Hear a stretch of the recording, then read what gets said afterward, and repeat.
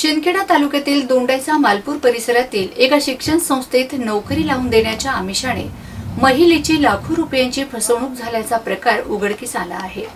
या प्रकरणामुळे जिल्ह्यात खळबळ उडाली असून पीडित कुटुंबाने धुळे शहरातील क्युमाइन क्लब जवळ उपोषण सुरू केले आहे।